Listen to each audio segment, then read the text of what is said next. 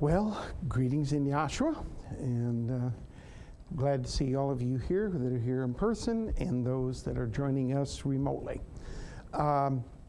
We talked Friday about clarifying and correcting some certain ideas that sometimes get promulgated in the school and in the teaching, and so I wanted to kind of continue with a couple of those things. I'll mention very briefly a quick recap of the one main note we made Friday, and that is that in the Bible it talks about different beginnings.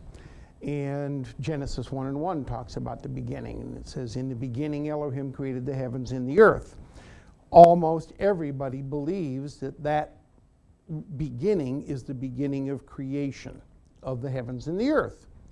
It says, "In the beginning Elohim created the heavens and the earth." It doesn't say this is the beginnings of the heavens and the earth, okay? In Genesis 1, verse 1. Genesis is an account of Moses' visions that Moses had on top of Mount Sinai for 40 days and 40 nights twice, okay? In particular, the first chapter of Genesis is an account of the first 7 days of Moses' first vision on top of Mount Sinai. And that's why it talks about the evening and the morning were the first day all the way on through the seventh or the Sabbath day of rest. So that beginning is the beginning of Moses' vision. It's not the beginning of the actual creative activity. That we often contrast with John, the first chapter in the first verse, where the expression "in the beginning" starts out and it says, "In the beginning was the Word." That beginning is actually the beginning of creation, but it's not the beginning of the creation of heavens and earth. It's the beginning of the creation of Yahweh. Now, there is a difference, and we tried to clarify that. I'll state it. I'm not going to go back through the scriptures to show it. As Dr. Kinley put it, for the purpose of explanation in using words that are written as they are written in the King James Bible. Okay? Yahweh Elohim, whose true name is Yosua, is the beginning of the creation of Yahweh. By the way, didn't say this Friday, he is also the ending of the creation of Yahweh. Okay? And he, when he revealed himself, says in the first chapter Revelation, says it's the revelation of Yosua, talks about the fact that he is the first and the last, the Alpha and the Omega, the beginning and the ending. Okay? Yahweh created, I'm putting that in quotes because that's just words from the King James Bible, which, by the way, if you see this in print, and I just clarified this morning because I see this in print occasionally. You ever looked at like a little news report or something, or a written statement, especially if they're quoting somebody, and then in the middle of the statement you'll see brackets, and within the brackets you see SIC, sick. That doesn't mean infirm. That means that is written or quoted exactly as it was previously stated. Okay, that's what that means. So, in Revelation 3, it talks about the beginning of the creation of Yahweh, and that is Yosua or Yahweh Elohim. But, as I said, he's also the ending of the creation. Now, Dr. Kinley said, therefore, that Yahweh created Elohim, and then Yahweh went out of the creating business. And Yahweh Elohim, or Yosua, is the son of Yahweh, and then Yahweh, as the Father, turned the business over to his Son. So Yosua is the actual one that did the creating of the heavens and the earth. Yahweh created Elohim, and then Yahweh Elohim, or Yahshua, created the heavens and the earth, which is confirmed in the Bible. Yahweh created all things, but it says he created all things by Yahshua the Messiah. And so anyway, that was more explanation than I really wanted to go into, but I wanted to recap that and make it clear that Genesis, the first chapter, beginning is the beginning of Moses' vision on top of Mount Sinai, the first 40 days and 40 nights. John, the first chapter, first verse, is talking about the word of Yahweh, which is Yahshua or Yahweh Elohim, who is the very beginning of the creation of Yahweh, or you could say it this way: he is the beginning of the purpose of Yahweh. Because the entire purpose of Yahweh is expressed in the Word. Word is an expression. The Word is Yahweh expressed, and his entire purpose is an expression or a manifestation of who Yahweh actually is, and that purpose is embodied within his Son or within Yahweh Elohim, which is the pattern of the universe. Okay, so that's plenty of explanation about that point. If you want some more on it, go watch Friday night's lecture. Okay. Now, there was a couple other things I made notes to remind myself. Oh, yes. One of the key points about this teaching is that, first of all, it's all about Yahshua. And it is impossible to understand anything about Yahshua until you realize what he was doing when he walked the face of the earth 2,000 years ago, during those 33 years of life. Again, most people are taught that, and I can use different phrases for this, but Jesus came in to set a Christian example for the world to follow, for the rest of us to follow. That basically he was starting or founding a new religion called Christianity. If you look in dictionaries, it will say, in the definition of Jesus in some dictionaries, that he is the founder of Christianity. That is not accurate. Okay? Yahshua was not a Christian. And I don't care if you wanted to use a different word than Christian. Yahshua was religiously, in his physical lifetime, a Jew, and I'm using the word Jew in the traditional sense of the religion that Yahweh formed, or the covenant relationship, and all the obligations, all the religious requirements that Yahweh formed with the children of Israel back here 1,490 years before the birth of Yahshua, when he gave them the commandments from Mount Sinai and had Moses then confirm that covenant with them in blood. Okay? And that religion is called by the world Judaism. It is not the same thing as Judaism the way it's practiced today. Every religion, including Judaism, if it has existed for any long period of time, has changed. And I would use the word corrupted. Okay? It was so corrupted by the time of Yahshua that the religious leaders of his time, those people that were recognized as religious leaders and authorities, the group that was in greatest authority was called the Sanhedrin Council. It was a group of 70 so-called experts or doctors of the law, which, by the way, the Apostle Paul was one of those people. at one time. And those people believed, taught, practiced, and enforced under penalty of great bodily harm and even death.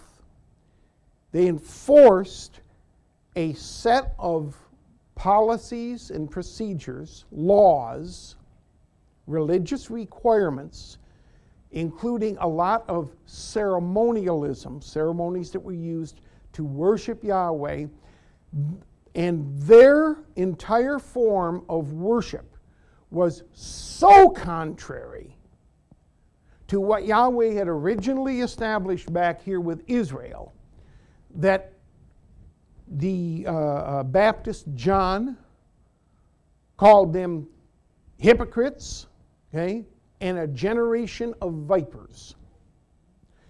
Yosua himself said some similar things about them, and those people were constantly trying to discredit Yosua because Yosua was gaining a big following.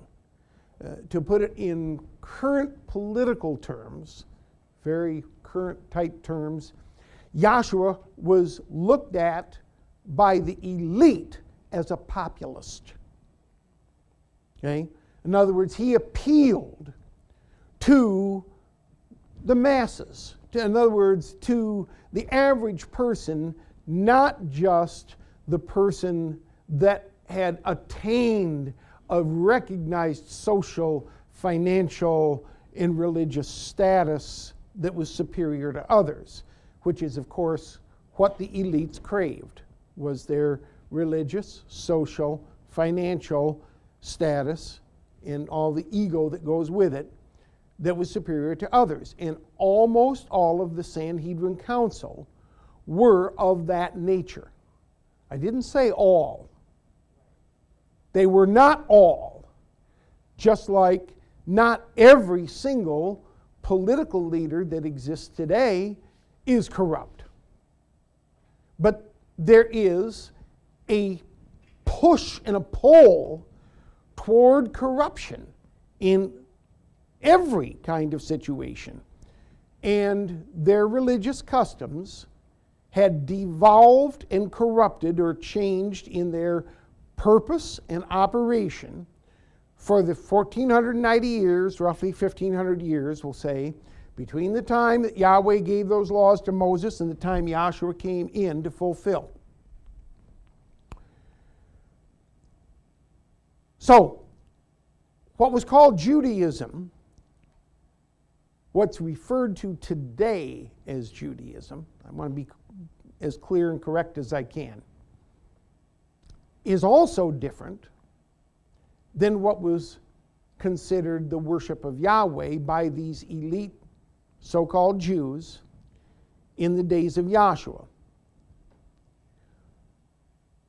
And I say it's different because, again, it's even devolved and changed further. Okay? And again, this is not unusual. It's like basically every religion that's ever existed, every society, every organization. Every organization of people, after a period of time, changes, it bends, and will eventually change to the point to where its very operation is contrary to its intended mission. That's corruption. Okay? Yahshua was not starting a new religion. He was ending an old one. And he was not ending it by insurrection, which is what he was accused of.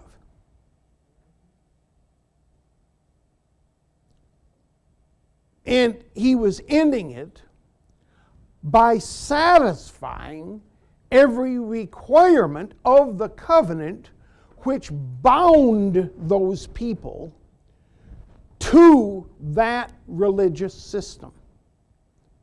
And they could not be freed properly or legally from that religious system, from their obligations to Yahweh that they made back here by covenant.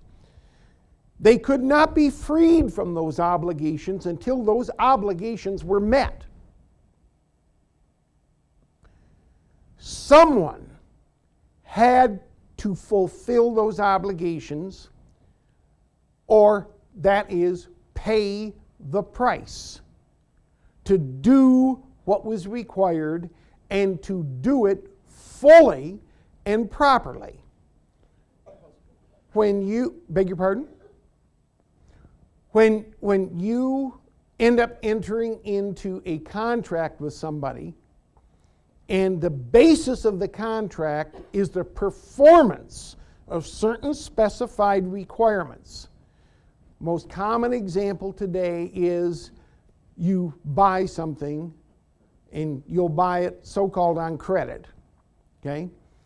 Your primary duty is to pay that bill. Okay? And legally, the basic idea is you're not free from the obligations of that contract until you pay the bill. Nobody from the time that the covenant was made with Moses' time down to Yoshua's time, nobody paid the bill. Nobody performed those requirements properly. Everybody fell short.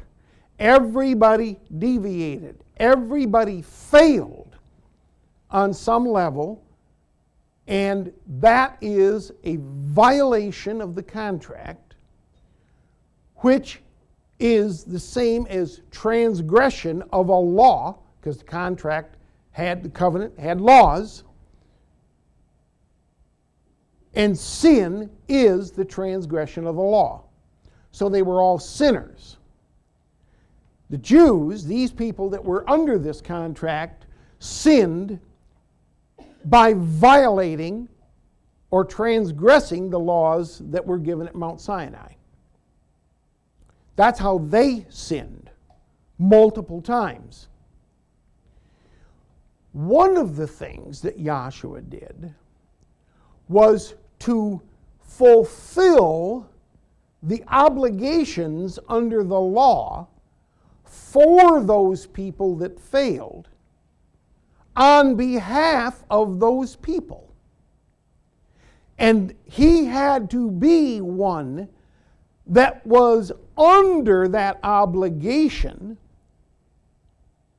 or identified with those people that were obligated to do it in order to fulfill that law. He wasn't imitating something to try to set an example for others to imitate him.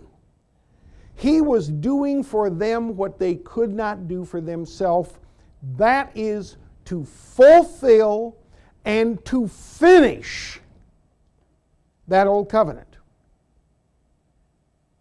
And until that covenant was finished, those people were all obligated and bound under penalty of death, because the wages of sin is death. They were all obligated and bound to every single requirement of that law. Whether it had to do with ceremonialism, whether it had to do with the specific Ten Commandments, whether it had to do with anything, if they violated one aspect of that law, they were sinners. And in their relationship with Yahweh, they fell short, and Yahweh said that he would blot out from the book of life him that sinned against Yahweh, which is another thing I want to make clear. This is just a quick note, because I've heard this stated wrongly numerous times over the years, so I'm trying to just correct a few little things here. I've heard people say that in Mount Sinai, Moses saw the book of life, and that Yahweh said he would blot out whoever he willed to blot out. That is not correct. That is not what's in the Bible. And you can check me on this. I'm not going to take a lot of time to get scriptures on it. But it's right back there, and I think it's in Exodus 34. But he says, 33? 32. If you happen to know exactly where it is, we can get it.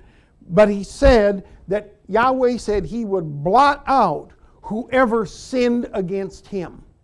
That's what he said. Okay? He didn't say blot out whoever he willed, as if he was being capricious or doing something illegally or contrary to his own commitments. Yahweh made a commitment as part of this covenant. They made a commitment. They violated their commitments. Yahweh would then blot out whoever sinned against him, but he's just not going to blot out anybody for no reason whatsoever. In other words, he would do it with cause, only for cause. Okay? And that was sin, if they sinned against him. Now, if you happen to have that scripture, we'll read it. 32 and 33. Of Exodus. Of Exodus. Yes. And Yahweh said unto Moses, whoever hath sinned against me, him will I blot out of my book. There you go. That is what he said. Now, okay, so I'll leave it there and I want to get back to the main point. Joshua did not sin. He did not sin by transgressing any of those commandments. Therefore, he fulfilled all obligations and requirements of the law. And he did that in satisfaction of the commitment, the obligation, the covenant, that's the word I'm looking for, that was made back here. He satisfied it. He paid the bill. And once he paid it, it was paid off.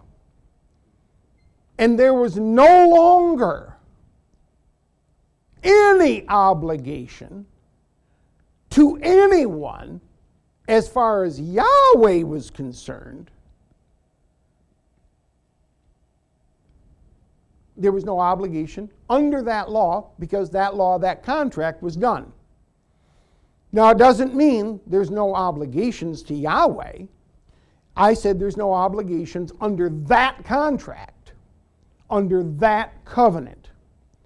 And the people and the only people that were under that law, under that covenant, were these people at Mount Sinai and then their descendants, because it was agreed that that law would be kept intergenerationally in perpetuity. Now, I'm going to use those words. I want to explain those and then get back to the main point. I said that that would be intergenerationally. This word is something that I have noticed is not used correctly, even in testimony in front of the Congress of the United States. By Congress people, it's another word that people have redefined and used a completely different meaning. You've heard probably many times in the past 50 years, probably more so in the last 25 years, this concept of the word generational. Generational. And people talk about there's generational wealth, okay? Or there is generational servitude or slavery. That is not the correct word. Now, you look up the original definitions of these words, and we'll tell you what generational means. It means during that current generation. Period. What people are talking about, what they mean, and what they're not saying is intergenerational, meaning across generations, from one generation to the next generation. You understand what I'm saying? Now, when Yahweh made the covenant with Abraham prior to this covenant here. He said, well, and this was to Abraham, and let me go back and clarify it. It applied to Abraham. He says this in the law with Moses. Let me not get off too much on a sidetrack. But it's in there where in the Ten Commandments, Yahweh said he would visit the iniquity of the fathers upon the children to the third and the fourth generation of them that hate him. What that meant was it would be intergenerational for 4 generations. If it's only generational, it would stop at that generation. If it's intergenerational, it would continue for other generations. Now that was only applicable until Yosua the Messiah made the new covenant. Now Yahweh promised this, and it's documented in Jeremiah, the 31st chapter, the 29th verse, and in Ezekiel, the entire 18th chapter, where Yahweh said that he would no longer visit the iniquity of the fathers upon the children, nor would the children, or nor would the fathers be held responsible for the iniquity of the children. But he said everyone would die for their own iniquity. And they used this expression in both books. He says they will no longer be able to use this proverb and say, the fathers have eaten a sour grape and the children's teeth are set on edge. Okay, if you eat a sour grape, you eat something sour, you go, ugh, right? Okay? The expression was that the fathers had eaten a sour grape and the children's teeth were set on edge. In other words, what the fathers did affected the kids. And Yahweh was dealing with people after the flesh up until the New Testament. And this is a big, huge difference between Old Testament and New Testament. It's not a new religion of man. It is a completely new and different relationship with Yahweh under the New Testament, which began after Yahshua's death, burial, resurrection, ascension, 10 days later on the day of Pentecost. And it began with Yahweh's arrangements with the Jews, because that's how he made this one, so he's fulfilling by the same pattern. Then he extended it to the Gentiles 7 years later, just like he prophesied back under the Old Testament that the Gentiles would worship Yahweh. But now, under the Old Testament, sin was passed down intergenerationally. And he said to the third and the fourth generation of them that hate me. That's intergenerational. That's not generational. That's the main point I'm trying to make. But it applies to this spiritual principle. Okay? There was intergenerational passage of sin from the time of Adam all the way on down to Yahshua the Messiah. And people say, wow, that's a lot more than 4 generations. And I'm going to, again, this is a brief explanation. There's a lot of scriptures I can go to show you. But this goes back to Abraham, where he said to Abraham here that his seed would be in bondage for 400 years, and Yahweh would then bring them out of bondage or bring them to this promised land. He said, I'd bring them out in the 4th generation. So, if they're there for 400 years and he brings them out in the 4th generation, you divide off 400 by 4 and you get 100 years per generation. You understand what I mean? Simple math? Now, understand this, that everything that Yahweh does follows the same pattern, but that pattern applies on different scales or levels. So that principle of a generation being 100 years actually also applies to the principle of a generation operating for 1,000 years. And it was 4,000 years from Adam all the way on down to when Yosua is born. So the sin of Adam was visited on his children intergenerationally for 4,000 years. Make sense? Okay? And then Yosua took away the sin of Adam. So Yosua did two things by fulfilling the law and the prophets. One, he did for Israel what Israel could not do for themselves, that is to fulfill and complete and satisfy the law. And that saved Israel from the death penalty under that law. He also fulfilled Adam and reversed the process or the direction of the way the law of spirit works with their souls, whether they believe or not. And so he saved mankind from the sin of Adam. And Yosua, did both of those things. Saved Israel, or the Jews, and he saved all of mankind, or the Gentiles included, from the sin of Adam. That's why it also says there that Yosua is the Savior of all men, especially them that believe. But he saved all. Now,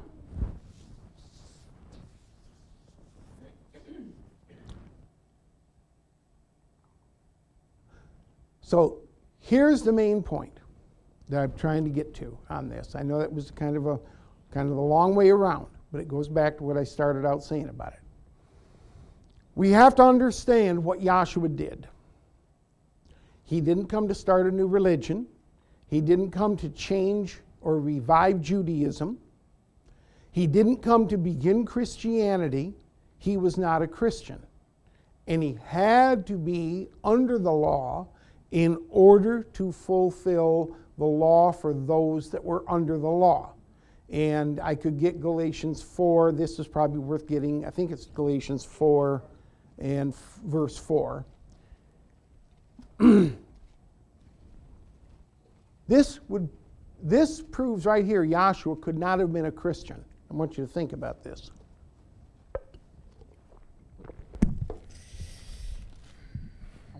Galatians 4:4. But when the fullness of time was come, Yahweh sent forth his Son, made of a woman, made under the law, to redeem them that were under the law. There you go. When the fullness of time was come, it couldn't happen before time. It had to be that fourth generation or 4,000 years, okay, in this comparison. Yahweh sent forth his Son, and he had to be made of a woman. He had to be made under the law. So Yosua was under the law. He was subject to the law.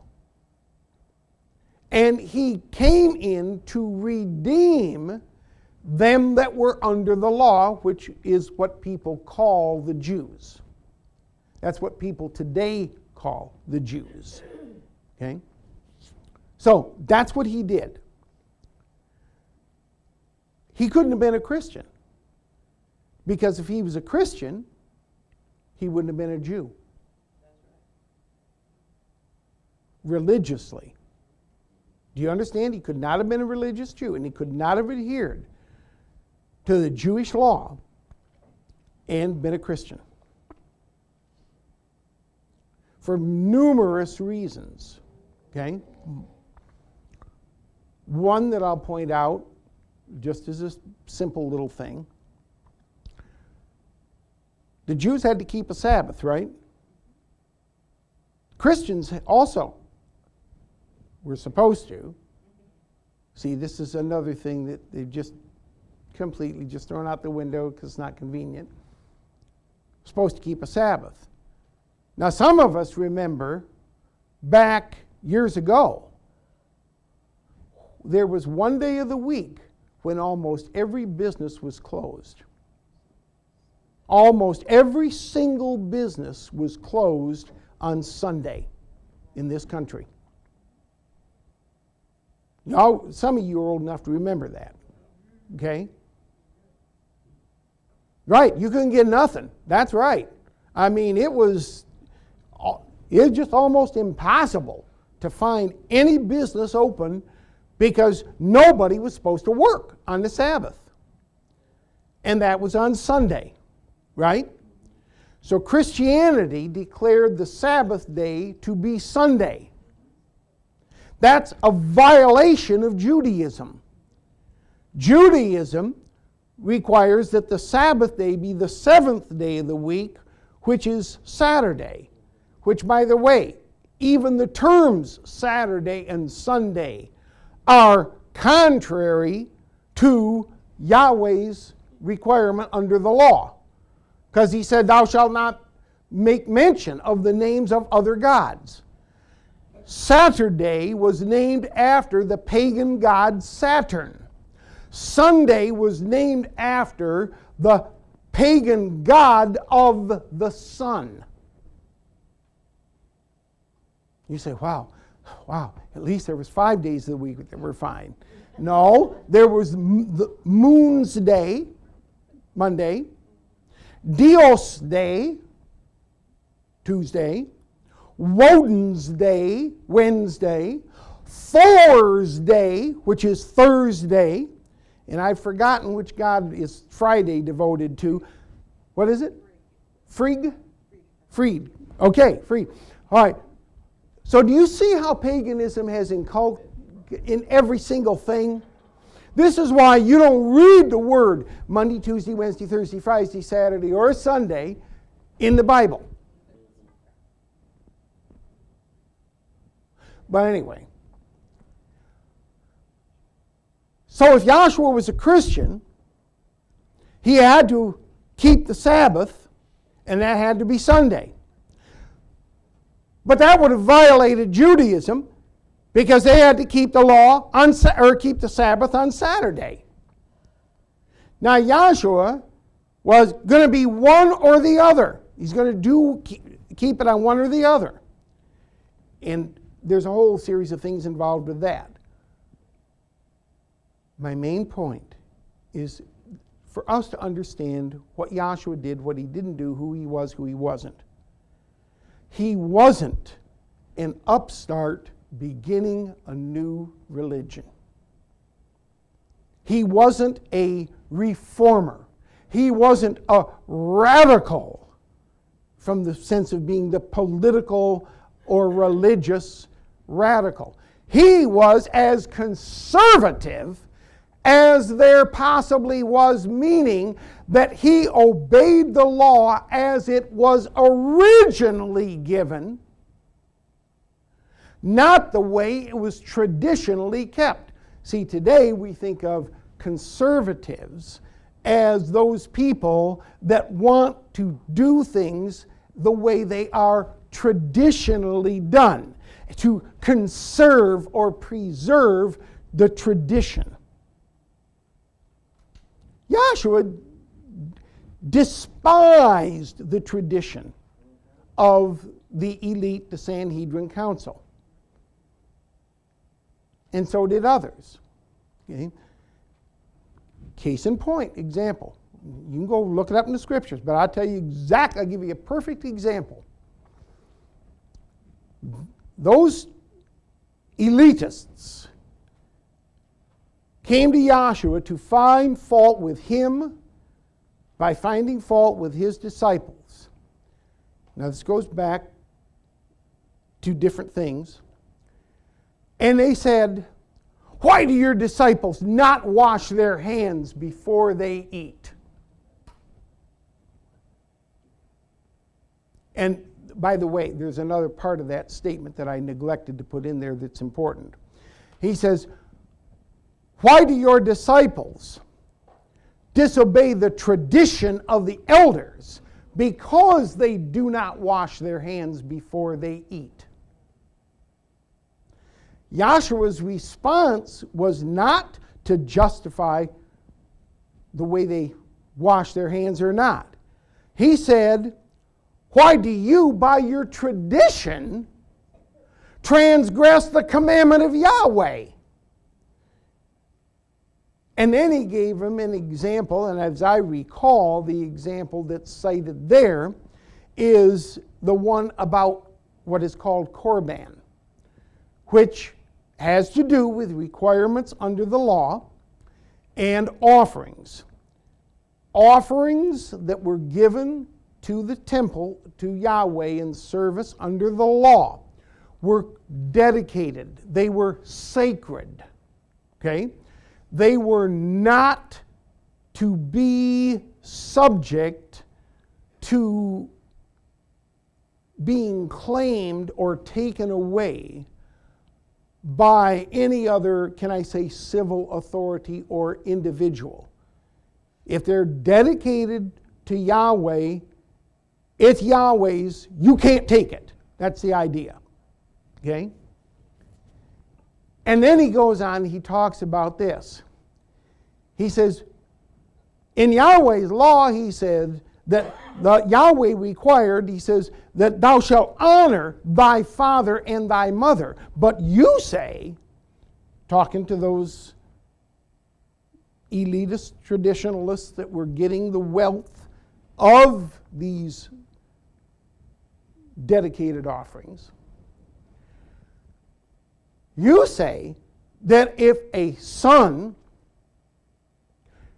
gives something, and I'm trying to remember the exact words, somebody might even be able to find exactly where this is at and read it as it's in the Bible, but the essence is this, that if a son gives away property to the Sanhedrin or to Yahweh, is what they're saying they're doing it to,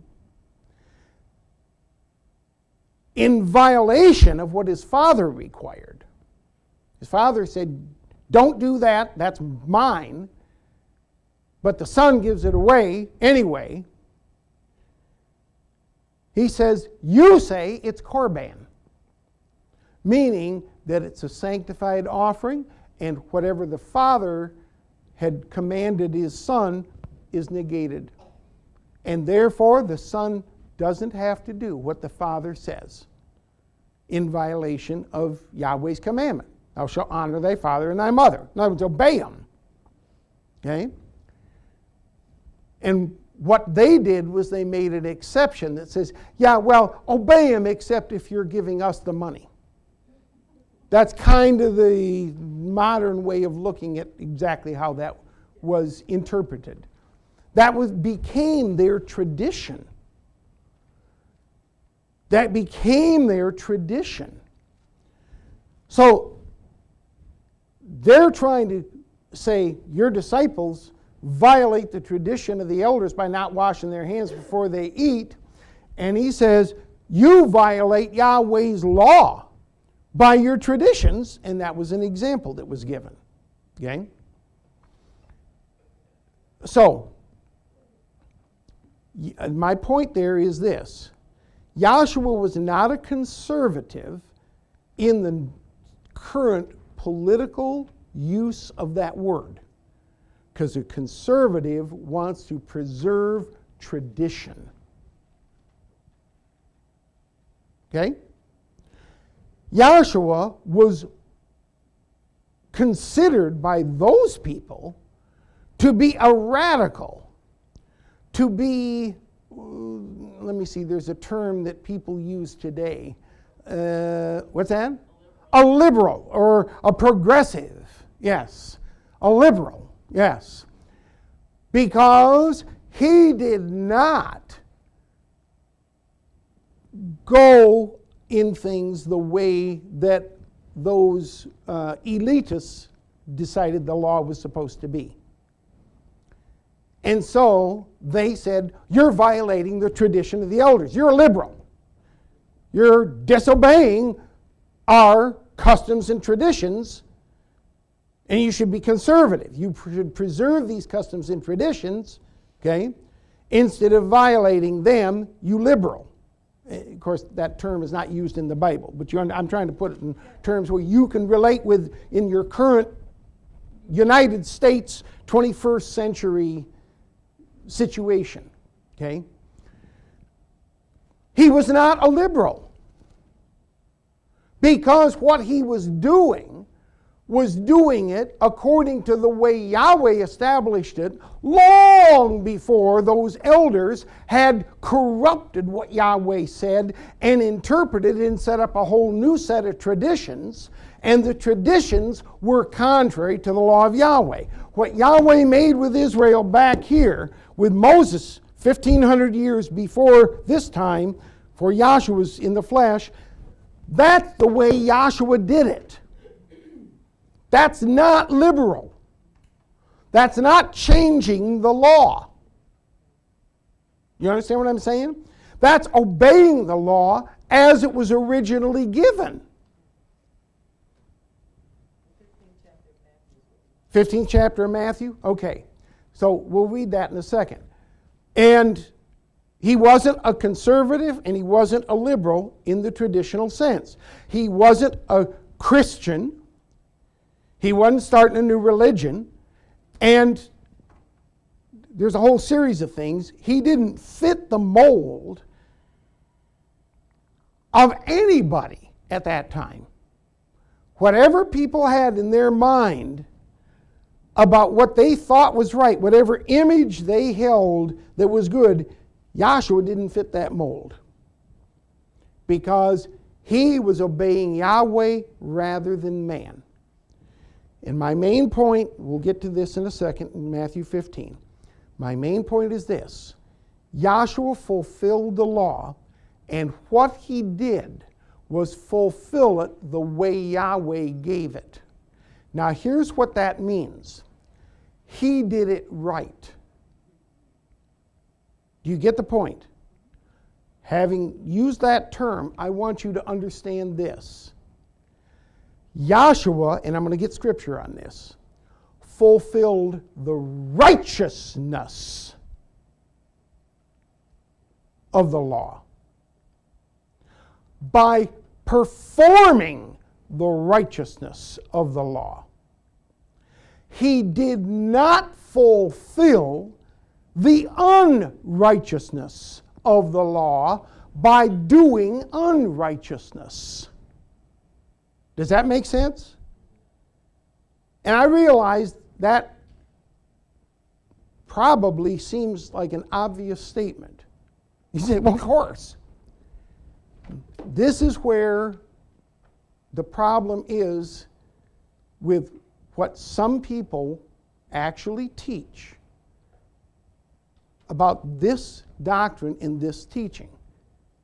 And it is misconstrued, it's a mistake, and it brings a reproach on Yahshua and a reproach on this teaching. So I want to make this clear, what the problem is and what I'm trying to make sure you don't inadvertently fall into a trap of. There are people that will say that Yahshua had to fulfill everything in the law. Therefore, if the law said, thou shalt not do something, it's okay to do that.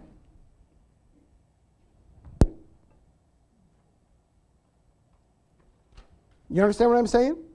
And people will go to this. Yeah, it was only under the Old Testament that Yahweh said, thou shalt not commit adultery. But you're not under that law now, so it's okay to commit adultery. No, Yahweh never said that. That's not what Yahshua said. That's not what Yahshua did. That was not the implication, and Yahshua didn't commit adultery. You understand what I'm saying? Period. Or murder. And he didn't violate the Sabbath, even though he did more work on the Sabbath day than any other day. And they accused him countless times of disobeying the Sabbath. Do you know why? I'm going to just tell you why. But I'm going to ask you first.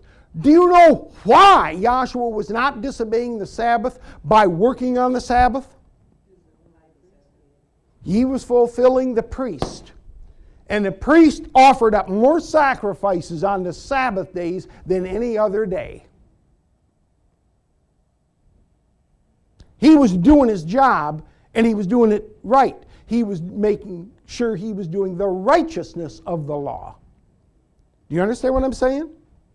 This gives you, so he didn't commit adultery, he didn't murder, didn't bear false witness, didn't covet, right? He honored Yahweh, okay? He had no other Elohim, no other idols, and he kept and honored and revered and fulfilled and gave the name of the Father Yahweh to those that he was with. He did all those things, which are, by the way, I just listed pretty much what's in the Ten Commandments. Kind of backwards, from 10 to 1, more or less, you know. Or actually 10 back to, anyway, it doesn't matter. There's an order. By the way, there's a pattern to the Ten Commandments, okay? How many of you even know what the Ten Commandments say? You should. If you understood what they meant, you'd remember them. I'm terrible at memorizing. I'm rotten at memorizing. I'm serious. I'm absolutely rotten at memorizing. But once I understand something, it's locked. You understand what I'm saying? And that is what is the blessing of Yahshua giving a revelation of himself. It makes you understand something, not just have a list of things to do and not to do to memorize. Oh my gosh, let me do it. You understand what I'm saying? That's not the way it works. Anyway, Matthew 15, this example, let's go hit that real quick here. Then came to Yahshua scribes and Pharisees who were of Jerusalem, saying, Yep. Why do thy disciples transgress the tradition of the elders? For they wash not their hands when they eat bread. Now remember, these are scribes and Pharisees, right?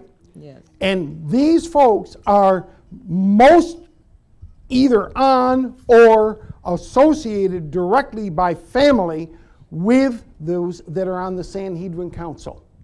Okay? All right. But he answered and said unto them, Why do ye also transgress the commandment of Elohim by your tradition? You're accusing my disciples transgressing the tradition of the elders, but your traditions transgress the law of Yahweh Elohim. Go ahead. For Elohim commanded, saying, Honor thy father and mother, and he that curseth father or mother, let him die the death. But ye say, Whosoever shall say to his father or his mother, It is a gift, by whatsoever thou mightest be profited It by is a me. gift. Now, if you look, I believe it's even in the footnotes on these. In some Bibles will actually write this out this way. It is korban. Okay? See, it is a gift doesn't mean that somebody just gave it to Roger. That means that it was a sacred gift. It was given to the service of Yahweh. Yes, ma'am. You keep using that word, but can you spell it for us? C-O-R-B-A-N. Korban. And I don't know if you've even got a marginal reference there. It's dedicated, which is the same thing. It's dedicated to Elohim. So in other words, if the son says, no, Dad, I ain't doing what you told me to do with this. I dedicated it. I gave it to Yahweh's service. Go ahead. And honor not his father or his mother, he shall be free. He's free. Thus have ye made the commandment of Elohim of no effect by your tradition. You have negated, you've made it vain. Ye hypocrites, well did Isaiah prophesy of you, saying, This people draweth near unto me with their mouth, and honoreth me with their lips, but their heart is far from me, but in vain do they worship me, teaching for doctrines the commandments of men. Do you see that? The commandments of men, those traditions, are what they were teaching instead of teaching the law of Yahweh and instead of obeying the law of Yahweh. And what Yahshua did was teach and obey the law of Yahweh. That is fulfilling the righteousness of the law. That is not just fulfilling everything that the law talks about. Do you realize the law talks about Yahshua and talks about those things that are contrary to Yahshua or anti-Messiah? Those things that are righteous and unrighteous. It's a mistake to think that Yahshua fulfilled everything that was written in the law by becoming and doing everything written in the law. And by the law, I don't mean the commandments. I mean all the writings of Moses and then also the prophets, the testimony. There's a lot of rape, murder, incest, lying, deceit, all kinds of things written about in the Bible, in the law, in the testimony. Criminal behavior, terrible. Idolatry, child sacrifice. All these things. Yahshua didn't do those things. He didn't condone those things. He fulfilled the righteousness of the law. All right, now, I got to get a couple of scriptures to show that. Yes, sir? Quick note, the word Korban, you'll find it in Mark 7 and 11. Mark 7, verse 11, the word Korban is used in the text? Yep. Okay. Is that of a King James Bible? King James. Of the King James Bible. Okay, Mark 7, verse 11. And it's accounting the same basic incident here, but okay, thank you. Mark 7 and 11. But ye say, if a man shall say to his father or mother, it is Korban, that is to say, a gift, by whatever thou mightest be profited by, he shall be free. There you go. Okay, thank you. Okay, now, so let me just emphasize this. He fulfills the righteousness of the law only by doing the righteousness of the law. Okay? He fulfills the entire system of the covenant and takes the covenant out of the way, but he doesn't do it by transgressing it. He does it by fulfilling the obligations under the covenant. Do you understand what I'm saying? Okay? All right. Now, I'm going to get a couple scriptures real quick. Most of you've read these a million times. Let's read them once more.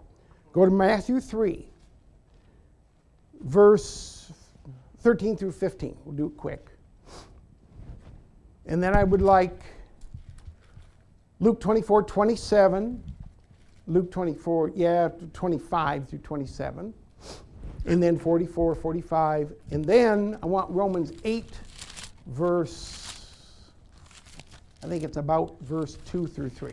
You can start at 1 and go through 3. I believe that'll do it. Matthew 3:13. Then cometh Yahshua from Galilee to the Jordan unto John to be baptized by him. Okay, so right at the beginning of Yahshua's ministry, he goes to be baptized.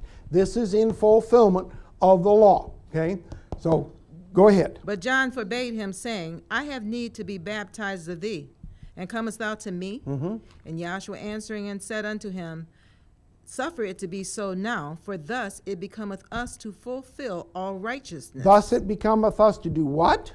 Fulfill all righteousness. Fulfill all righteousness. Okay?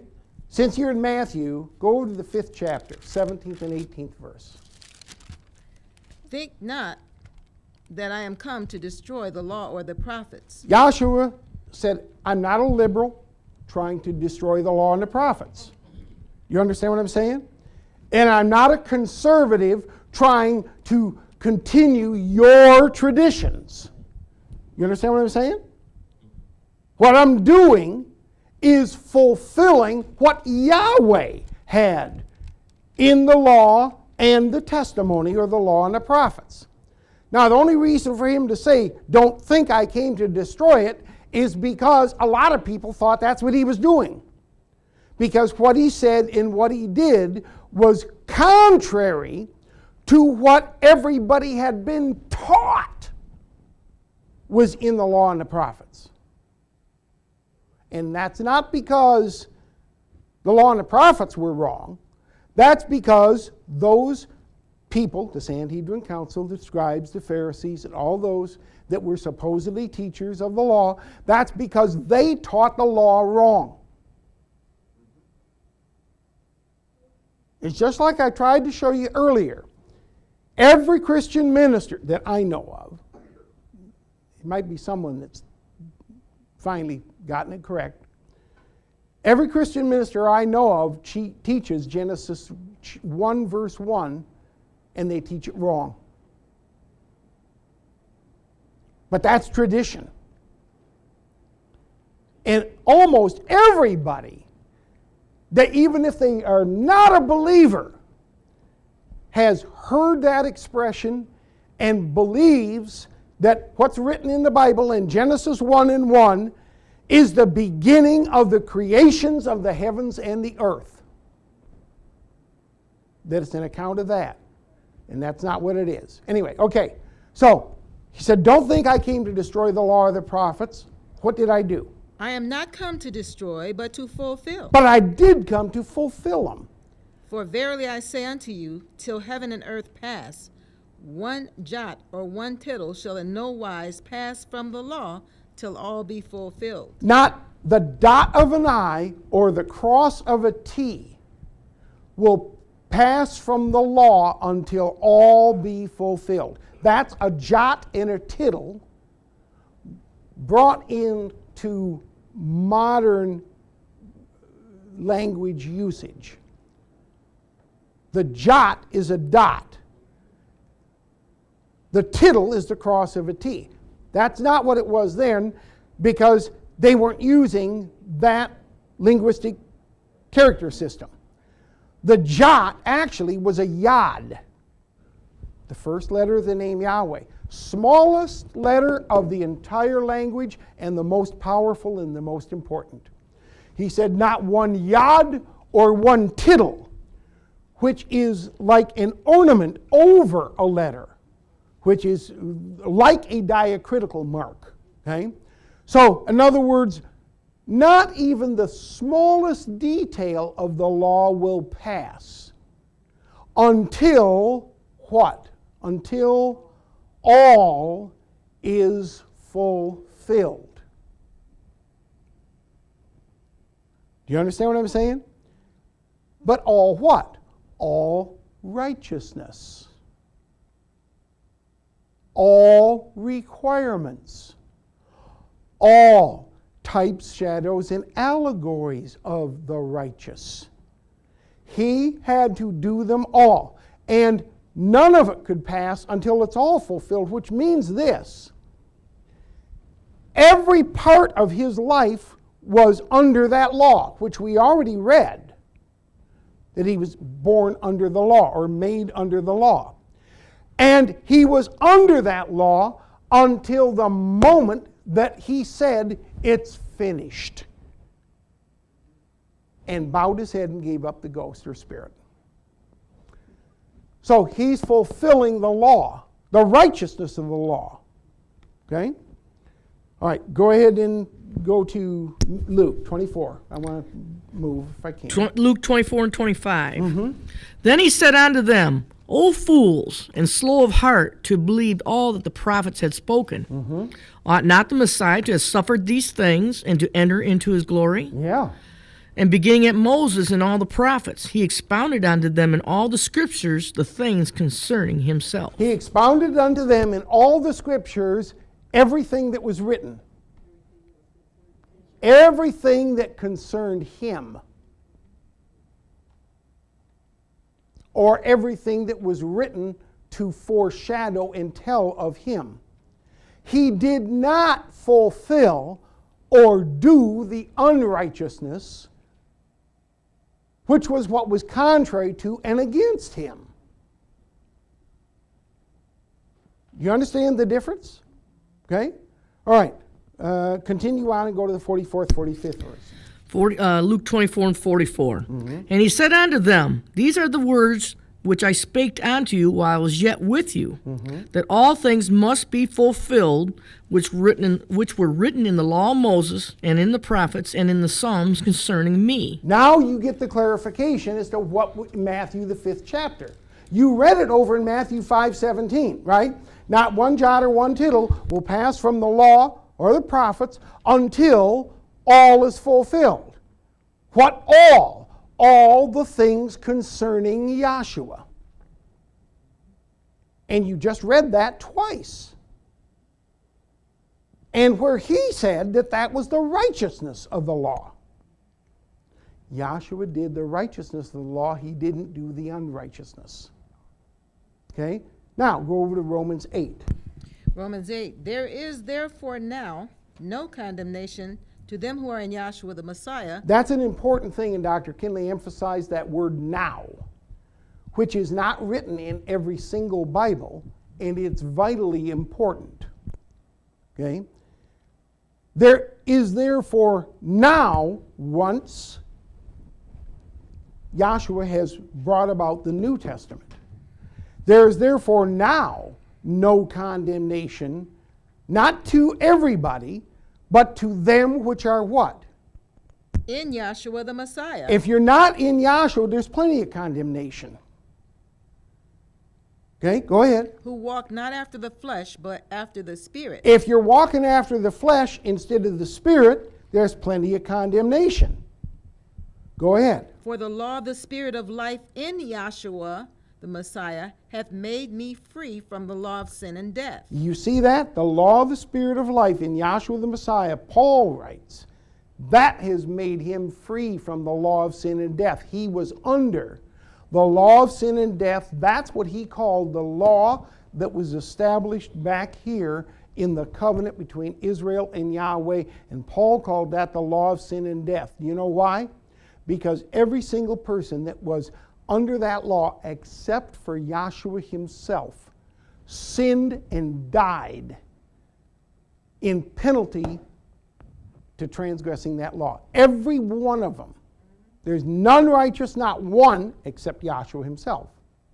So that was the law of sin and death. And he says, the law of the Spirit of life in Yahshua the Messiah hath made him free from the law of sin and death. I said made him free from the law of sin and death. Too often, people in the school read that and say, yep, we are free from the law of sin and death.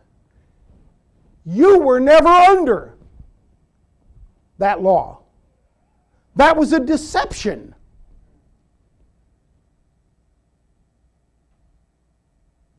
You weren't under the law. Even if you were a natural born Jew, you weren't under the law. Because 2,000 years ago, Yahshua ended that covenant. You've been deceived. If you were taught or if you believed you were under that law. That's a deception. But Paul had been under it, and he realized that Yahshua had freed him from it. All right. For what the law could not do, in that it was weak through the flesh, Elohim sending his own Son in the likeness of sinful flesh and in the likeness of sin, I'm sorry. Of sinful flesh and for sin, yes. Condemned sin in the flesh. He condemned sin in the flesh for what purpose? That the righteousness of the law might be fulfilled in us. That was why he did it. He fulfilled the righteousness of the law for Israel so that with the law of the Spirit of life, the righteousness of the law could be fulfilled in us. Us who? Who walk not after the flesh, but after the Spirit. Do you see that? Yahshua fulfilled the righteousness of the law. Okay. All right. I hope that's of some help, some clarification, and I'm going to leave it right there. Praise Yahshua.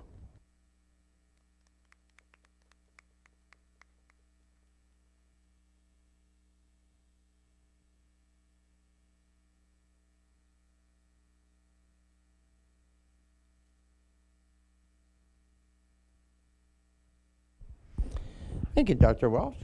Our next speaker for today will be Dr. Felicia Hamilton, visitor from Southfield.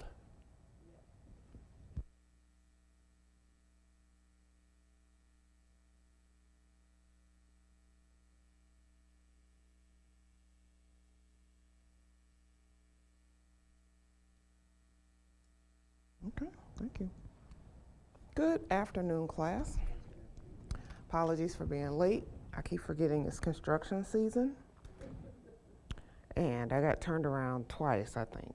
So, apologies. I was listening to Hamilton class on the way up. They had brethren from Green Bay there. And one of the topics that was discussed was the whole David and Goliath. And it had me thinking about the things that we go through in our life that we think are Goliaths, and they're not.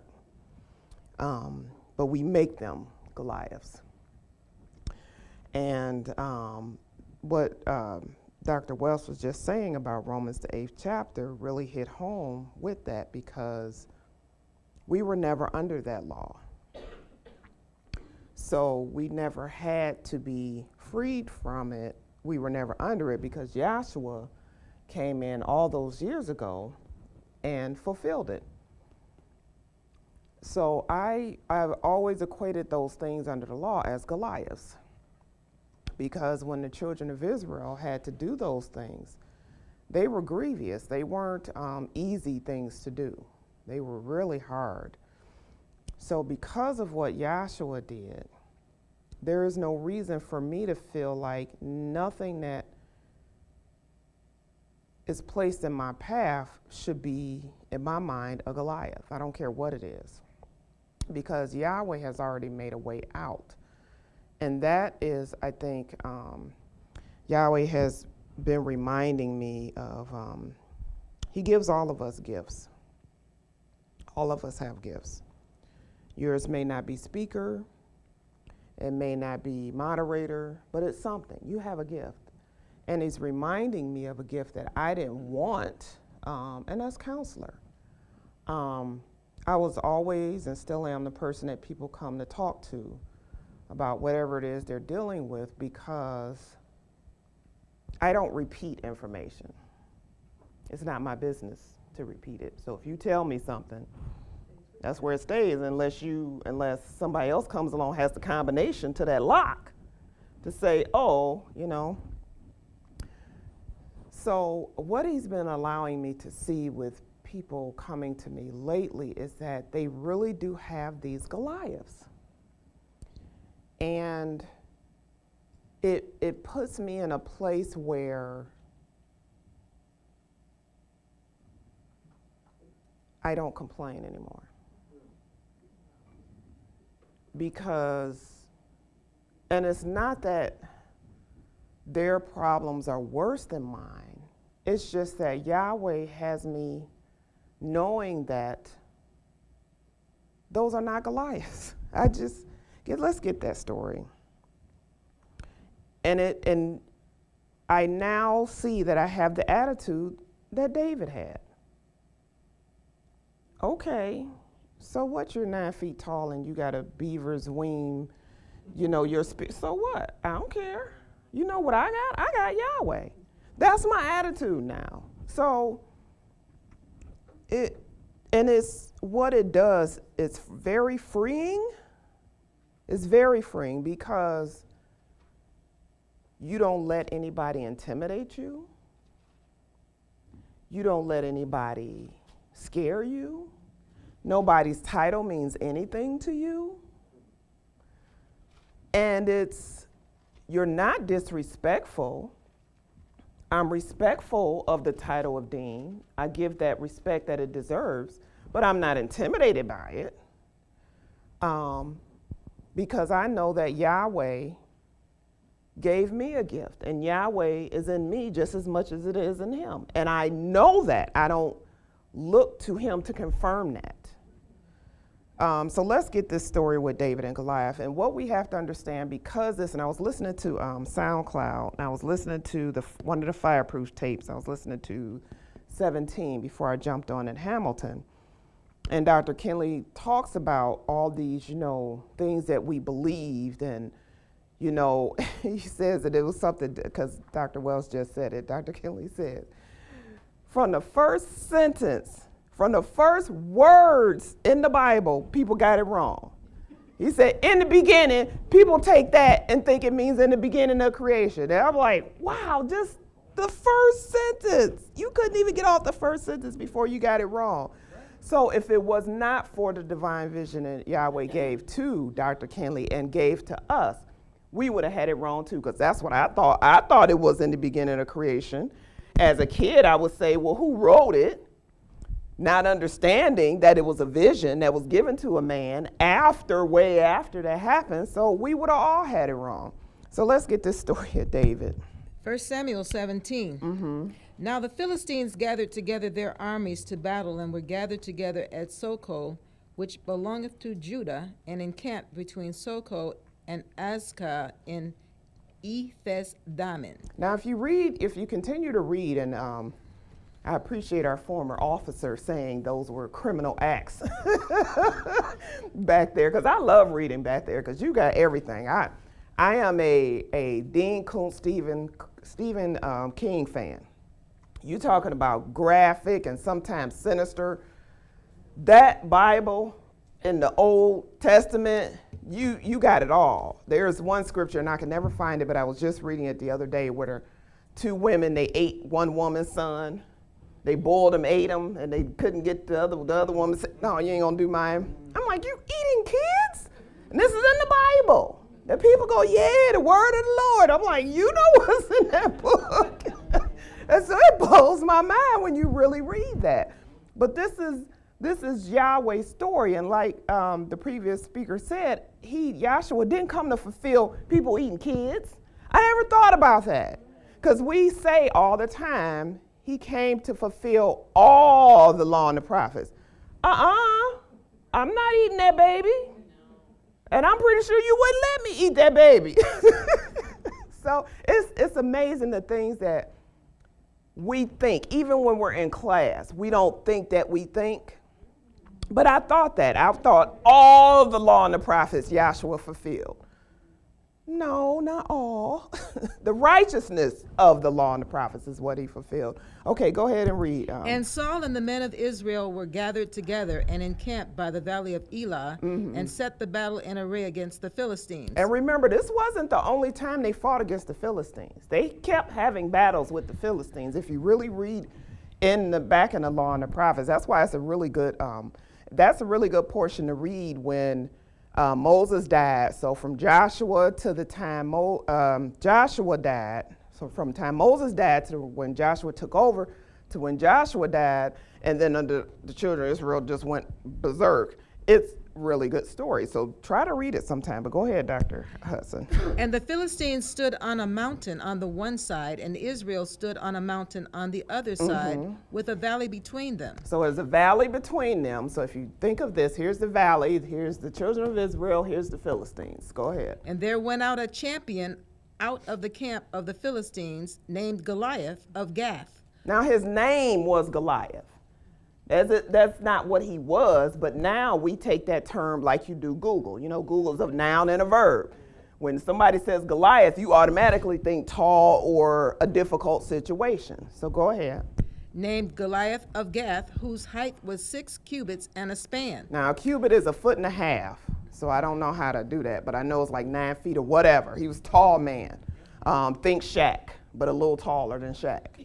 Go ahead. And he had an helmet of bronze upon his head, and he was armed with a coat of mail. And the weight of the coat was 5,000 shekels of bronze. Now, somebody in Green Bay did do the calculation, because you all know Dr. Andy Vicatorin used to do those battles, but somebody did the calculations of how heavy that stuff was, because he had someone that was in front of him holding it. She's going to read that, holding some of his armor. Go ahead. And he had shin armor of bronze upon his legs, and a javelin of bronze carried between his shoulders. And the staff of his spear was like a weaver's beam, and his spear's head weighed 600 shekels of iron. It was heavy, but he's carrying it like it's nothing, you know, because he's a big man. Go ahead.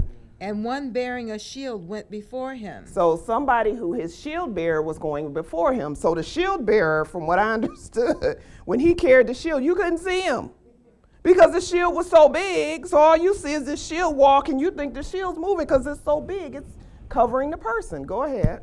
And he stood and cried unto the armies of Israel and said unto them, Why are ye come out to set your battle in array? Am not I a Philistine, and ye servants to Saul? Am I the biggest problem you got? How dare you? You know, you gotta bow down to me, this problem. Whether it be a person or illness or a situation, whatever, I'm the biggest problem you ever had. You better bow down to me. Think of Job. Go ahead. Choose you a man for you, and let him come down to me. If he be able to fight with me and to kill me, then will we be your servants. So this problem you got is saying to you, you figure out in your head how you gonna solve this problem, and we gonna fight. And if I win, you just gonna be my servant. You're gonna be a servant to that problem. Whatever it is, if it's your boss at work, you gonna just have to deal with that boss at work. If it's the money issues, you figure it out. This is I'm trying to put it in today's terms. You figure out how you gonna solve this problem. Go ahead. But if I prevail against him and kill him, then shall ye be our servants and serve us. And the Philistine said, I defy the armies of Israel this day. I defy you to try to figure out how to solve me, your Goliath problem. I defy you to your face. That's what your problem is saying to you. Go ahead. Give me a man that we may fight together. When Saul and all Israel heard those words of the Philistines, they were dismayed. They're scared. And greatly afraid. Think of children of Israel at this Red Sea. You know, between a rock and a hard place, literally. Oh my goodness, what are we gonna do? You just saw Yahweh devastate Israel. It's not like it happened a few months ago. It just happened. What are you talking about? We're scared of what? Now we know we would have did the same thing, but you know, Monday morning quarterback in here, you should have been sitting there like with your popcorn like, wow, Egyptians back there. Okay, Yahweh, how you gonna do this? Because I know you're gonna do this because you just did all that. That's how we should be. Go ahead.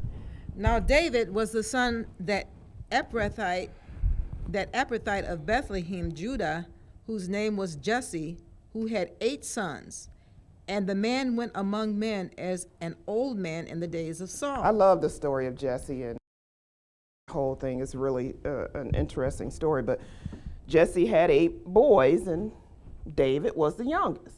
And David was the ruddiest, they said. So all of his sons were of good stature. You know, you come along and you see men now that think they're God's gift to the earth, right? Yeah, I'm this. That's all his sons, you know, because David was the ruddy and the youngest one. He was put in charge of the sheep. You don't look as good as we do. Go deal with the sheep, you little ruddy little thing. Go ahead. Who does that remind you of? What was the 12 tribes of Jacob? Jacob's youngest son? Joseph? They just, you dreamer, go on over there. Go ahead. And the 3 eldest sons of Jesse went and followed Saul to the battle. And the names of his 3 sons who went to the battle were Eliab, the firstborn, and next unto him Abinadab, and the third Shammah. So you had 3. Go ahead. And David was the youngest, and the 3 eldest followed Saul. But David went and returned from Saul to feed his father's sheep at Bethlehem. And the Philistine drew near morning and evening and presented himself 40 days. So here's that problem coming to you every morning when you wake up. It's the first thing on your mind. Every night before you close your eyes, it's the last thing you think about, this problem. So here's this Philistine, right? Every morning, every evening, hey, what are you gonna do, you little ruddy little people? I'm this, I'm that. That's that problem just bugging you and plaguing you. Go ahead. And Jesse said unto David his son, Take now for thy brethren an ephah of this parched grain and 10 loaves, and run to the camp to thy brethren. So here's this little, David, this little nobody. Here, take this to your brothers to feed them because they're trying to figure out how to deal with your problem. Go ahead. And carry these 10 cheeses unto the captain of their 1,000, and look how thy brethren fare, and take their pledge. Want me to drop down? Yes, please. Okay. And the men of Israel said, 25, have you seen this man who has come up? Surely to defy Israel is he come up. And it shall be that the man who killeth him, the king will enrich him with great riches, and will give him his daughter, and make his father's house free in Israel. And David spoke to the men who stood by him, saying, what shall be done for the man who killeth this Philistine, and taketh away the reproach from Israel? So remember when David was first anointed, because it was before this, that, I think it was Saul that came and said, it's not him, it's not him, it's not him. Just like, you don't have any other sons? Well, yeah, we got one that's in the field, but he feeds the sheep. Said, bring him here. As soon as he saw him, he said, this is him. This is the one Yahweh anointed. So it's not the one that you think that's all statuesque and can speak well and, has a good countenance and looks good and smells good. It's not that one. Yahweh don't deal with the flesh. He deals with the heart. So now here you have David. They're all here looking, trying to figure out your problem. And David come up and go, what's going on over here? Who gonna get something for killing? What you gonna get if you kill him, right? Why y'all tripping? Literally, what's going on? Why are you scared? I don't understand. Do you know who our Elohim is? What's your problem with your problem? Go ahead and read, Dr. For Hudson. who is this uncircumcised Philistine that he should defy the armies of the living Elohim? What is this problem that you got that is so big you don't think Yahweh can handle? I don't understand. So when I'm talking to people, I'm like, and this is my attitude with David, like, Yahweh can fix that, right? If it be his will. If it's not, it's because he wants you to see something. So here's David with the attitude, this little ruddy little thing. What's the problem? Stand still and see the salvation of Yahweh. So what's the problem? Go ahead. And the people answered him after this manner, saying, so shall it be done for the man who killeth him. So now they're telling them, if the man who fixed your problem, this is what they're going to get. Go ahead. And Eliab, his eldest brother, heard when he spoke unto the men. And Eliab's anger was kindled against David, and he said, why camest thou down here? And with whom hast thou left those few sheep in the wilderness? So you little ruddy little thing, you come down here to see, to see what we're doing, because you're going to hide anyway. You just deal with the sheep. You're looking like, ooh, you coming to see a show. That's what they're accusing David of, right? And it reminds me of the story Dr. Kinley tells about one of the other Fireproof tapes where he said this woman asked him to heal her son, from drugs. And it's like, that's not why I'm here. And first of all, I've never healed anybody. It's Yahweh that does it. And this is what David does. He gives Yahweh the honor and glory for solving your problem. Go ahead. I know thy pride and the naughtiness of thine heart. This is Satan coming to him. Yeah, you so prideful. No, he's not prideful. He's confident. That's a difference. So when I come to somebody, it's not me going, I'm confident. Why? Because I've seen what Yahweh has done. Not just back there, but in my own life. So, Mr. Problem, you're not a problem. Not to me. Now, you're going to be on me for a minute until Yahweh decide to take it away, but you're not that big of a problem. Go ahead. For thou art come down that thou mightest see the battle. And David said, what have I now done? Is there not a cause? Right. And he turned from him toward another, and spoke after the same manner, and the people answered him again after the former manner. And when the words were heard which David spoke, they reported them to Saul, and he sent for him. And David said to Saul, let no man's heart fail because of him. Don't be scared of this problem. Yahweh got you. And I think Goliath, we know this term. I can't say it, but we know it. You're going to mess around and find out. Goliath messed around and found out. Go ahead. Thy servant will go and fight with this Philistine. And Saul said to David, thou art not able to go against this Philistine to fight with him, for thou art but a youth, and he a man of war from his youth. And David said unto Saul, Thy servant kept his father's sheep. So here he is, just to recap. He's saying this Goliath, from the time he was born, he was taught to be a fighter. That was his job. That's the main thing he was taught to do. So from the time he was created, this was his job, his mission. What did it say in the Terminator? He won't stop until you are dead. He don't care about your feelings. He don't care about empathy. He don't care about anything but destroying your soul along with his. So this is what that's what Goliath was. But now David says this, because David has proof and evidence. That's why I say you have proof and evidence in your own life of Yahweh being able to solve your problem. So don't diminish that or don't belittle it, because it is major for you to give you proof of who Yahweh is. So go ahead and read. And David said unto Saul, Thy servant kept his father's sheep. And there came a lion and a bear, and took a lamb out of the flock. And I went out after him, and smote him, and delivered it out of his mouth. And when he rose against me, I caught him by his beard, and smote him, and slew him. Okay, pause there, because I'm going to have you jump ahead a little bit. So what David is telling him is, here's the evidence of why I'm so confident.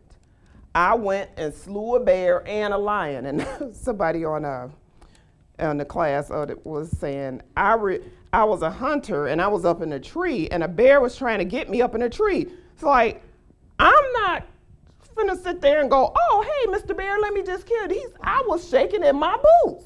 Right, so here's David, the lion and the bear tried to take a sheep, and he just goes up and slew the lion and the bear. So that's his confidence. So now drop down to where they're giving him an armor. 38. And Saul armed David with his armor, and he put an helmet of bronze upon his head. Also he arrayed him with a coat of mail. And David girded his sword upon his armor, and he attempted to go, for he had not tested it. He attempted to go. He had not tested or proved it. So when I'm talking to someone, I can't tell you how to solve your problem or because you haven't tested that. I can give you a witness of how Yahweh solved it for me. But then what I give you is ask Yosua how to solve that problem for you. So him saying, I didn't test it. So now go forward where he's going to the Philistine. And he took his staff for I have not tested it. And David put them off. And he took his staff in his hand and chose 5 smooth stones out of the brook and put them in a shepherd's bag. And they went through this whole thing about the smooth stones. It was so pretty. Go ahead.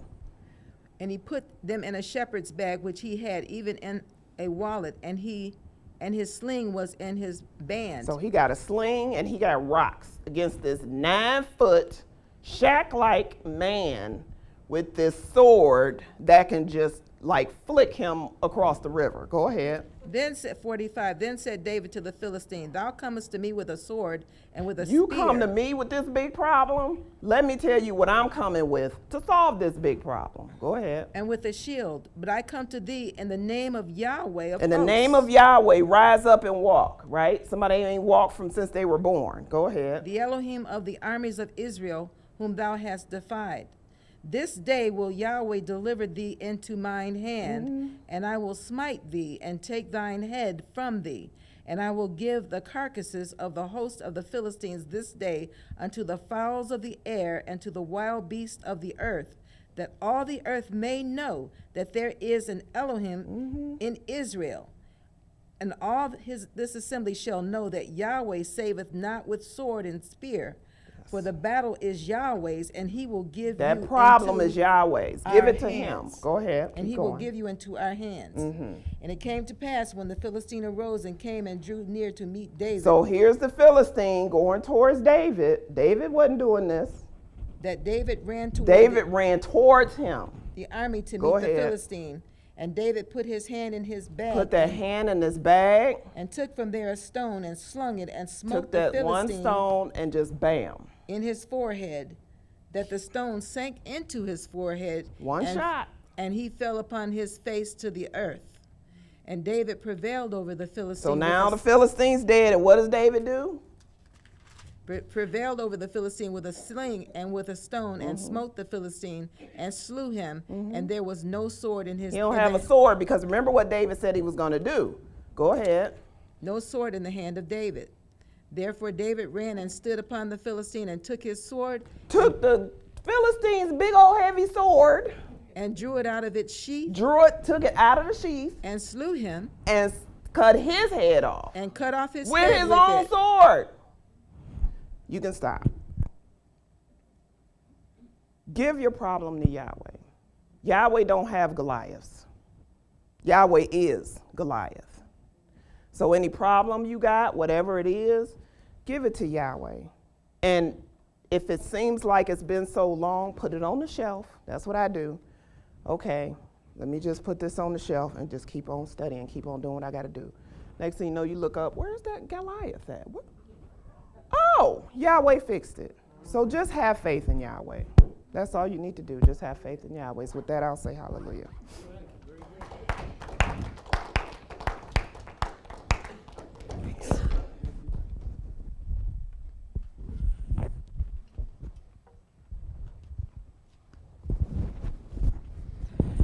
Thank you, Dr. Hamilton. That brings a close to our class for today. I hope everybody enjoyed that. Announcements are as follows. Classes are held every Wednesday and Friday from 7 p.m. to 9 p.m. and Sundays 11 a.m. to 1 p.m. Our after-class question and answer period is the third Friday of each month. As a note, there will not be one for the month of June, but the next one will be July 19th. Members and ministers, we ask that you come to class, be on time, and dress appropriately so that you may be called as speakers. It is the beginning of the month, and donations are welcomed. All right. No, not that one. Meridian, Mississippi, or Meridian Soul class, Gulfport, Mississippi, is having their event, which is June 20th through the 23rd. I think you probably missed the registration date on this, but I don't have that down. So anyways, you can still try. You have to go to soulfood.org to register for it. The topic is the first aim. You can contact them via email at meridiansoul@gmail.com or IDMR Meridian Mississippi @gmail.com. All right, the Green Bay, Wisconsin class is having a picnic event weekend. And this is July 12th through the 14th of 2024. That's a Friday through Sunday. They will have a special classroom location. This is Ashwaubenon Community Center. And the picnic is going to be at the New Zoo Adventure Park and Reforestation Camp. All right? So, and you can find that information on this pamphlet up here if you need to come up and look for it. Let's see here. I do have something here from Jim.biz, the bookman, if you need your Bible repaired in any way, shape, or form. $40 for the bread. All right, $40 to have your Bible rejuvenated. I'll put it like that. All right. Apparently he does a really good job. I've seen some of his work, and it is pretty nice. All right, and then we have Unity in Yah. They're having their symposium in August of this year. It is August 8th through August 11th. The topic is, how do we look unto Yahshua, the author and finisher of our faith, Hebrews 12:2. This is at the Westgate Lakes Resort Spa in Orlando, Florida. There is a $25 registration fee, which is not refundable.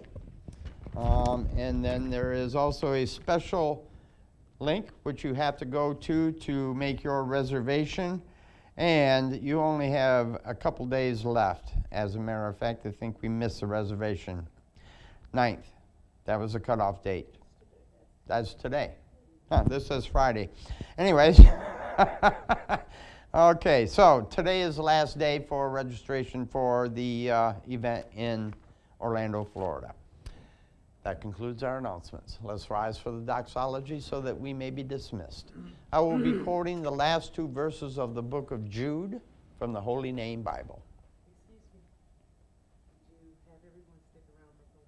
Oh, yes, that's right. We do need everyone to stick around. There's a vote, right? Class vote coming up. So, all right.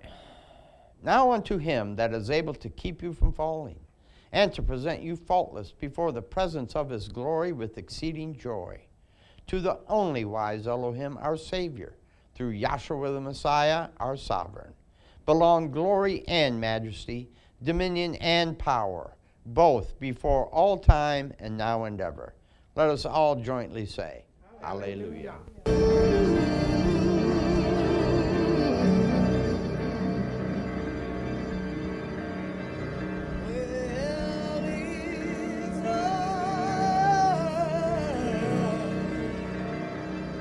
Listen to learn about the truth of life and be able to know his name since we come here and right on our own. Yeah.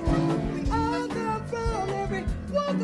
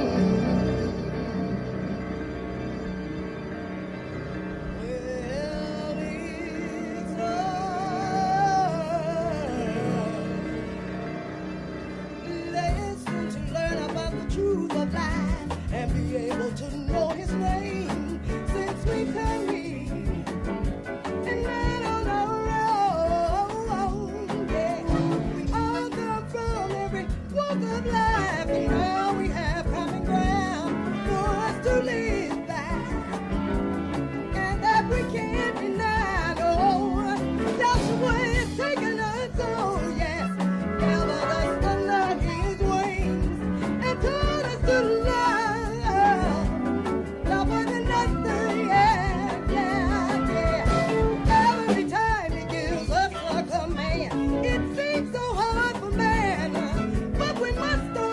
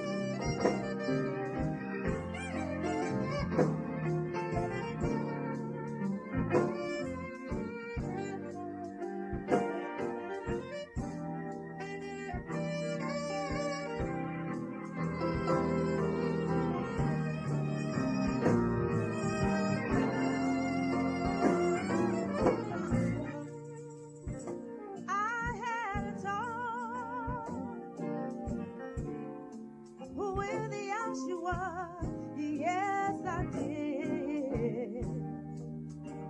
And I cried, Yeshua, please make things alright. He said he would. All my battles fight.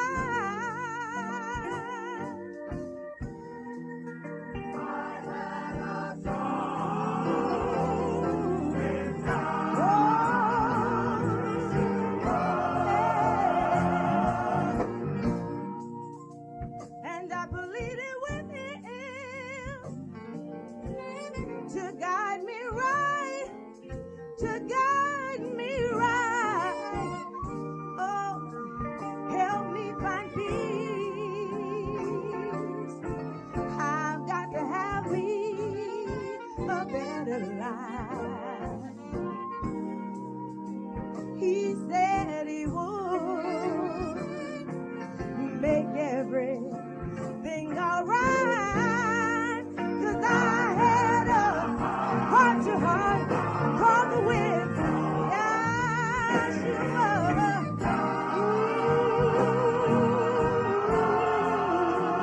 Oh,